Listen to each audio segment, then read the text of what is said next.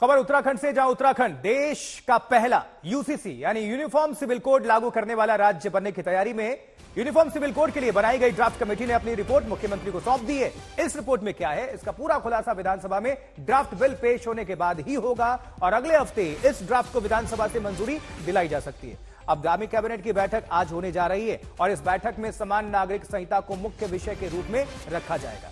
तो कैबिनेट की मंजूरी के बाद बन जाएगा ये कानून, यानी लागू हो जाएगा। और ऐसा होता है तो उत्तराखंड देश का पहला ऐसा राज्य होगा जहां यूसीसी कानून लागू हो जाएगा। यूसीसी यानी यूनिफॉर्म सिविल कोड। चलिए जरा पूरी कहानी आपको बता देते हैं। क्या है ये पूरा मामला, आपको समझना और जानना चाहिए कि इसके फायदे क्या हैं, इसका इंपैक्ट क्या होगा। देखिए, बीजेपी का वादा यूसीसी को लागू करने का था और यूसीसी पर कमेटी बनाने का ऐलान कर दिया था पुष्कर सिंह धामी सरकार ने। यूसीसी को पूरी जो टाइमलाइन है वो आपको हम दिखा रहे हैं ग्राफिक्स के माध्यम से। कब क्या हुआ ये आप देख सकते हैं, बाकायदा आपको हम जानकारी पहुंचा रहे हैं। आप देख पा रहे हैं रिपोर्ट तैयार हुई, कानून ये बनेगा। लेकिन इसको लेकर आज अहम बैठक भी होने जा रही है धामी सरकार की और उसके बाद से अब फाइनल इस पे मुहर लगना है। और ऐसा होता है तो देश का इकलौता और पहला ऐसा राज्य होगा उत्तराखंड जहां यूसीसी कानून पूरी तरह से लागू हो जाएगा, यूनिफॉर्म सिविल कोड। और इससे इंपैक्ट क्या होगा, क्या कुछ बदलाव होगा, ये आपको जानना चाहिए। देखिए जरा, ये जो मेन मुद्दे हैं वो आपको दिखा रहे हैं। शादी, तलाक, जमीन है, प्रॉपर्टी है, उत्तराधिकार, ये सब कुछ परिवर्तन होगा। एक समान कानून सब पर ये लागू हो जाएगा। और कितने सुझाव मिले ये भी देख लीजिए जरा। और लोगों से बातचीत की गई, फोन कॉल और तमाम लोगों से जाकर भी बातचीत हुई, ये भी हुआ। लेकिन इसको लेकर प्रतिक्रियाओं का दौर, वो सिलसिला लगातार शुरू हो चुका है। किसने क्या कहा, सुनते हैं।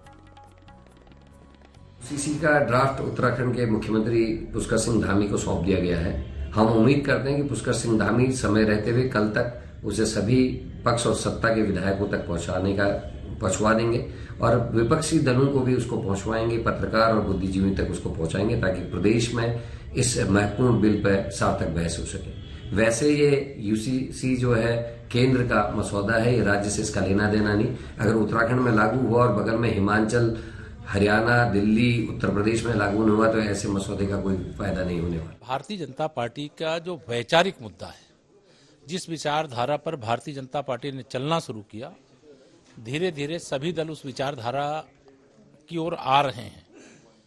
पहले लोग मंदिर जाने से शर्माते थे, अब मंदिर जाने के बाद कहते हैं हम भी हिंदू हैं, हम भी जनेऊधारी हैं, हम भी तिलकधारी हैं। पहले लोग भारतीय जनता पार्टी धारा 370 हटाने की जब बात करती थी तो कहते थे कि धारा 370 तो हट ही नहीं सकती, लेकिन धारा 370 स्वाहा हो गई।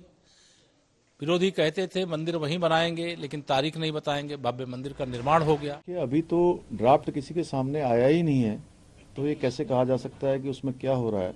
ड्राफ्ट मुझे मिला है और अभी उस ड्राफ्ट का अध्ययन होगा, उसके बाद उसको लागू करेंगे। और चुनाव अपनी जगह पर है। ये तो हमारा इस विधानसभा के चुनाव में उत्तराखंड की जनता के साथ जो हमने वायदा किया था, जो हमने संकल्प किया था, उत्तराखंड की जनता ने जिस काम के लिए हमको मौका दिया है, सेवा करने का मौका दिया है, सरकार में आने का मौका दिया है, हम वो वायदा पूरा कर रहे हैं। हम उत्तराखंड की जनता ने जिसके लिए हमको जनादेश दिया, हम लागू कर रहे हैं और हमारी ये एक्सपेक्टेशन है कि अन्य राज्य भी इसको लागू करें।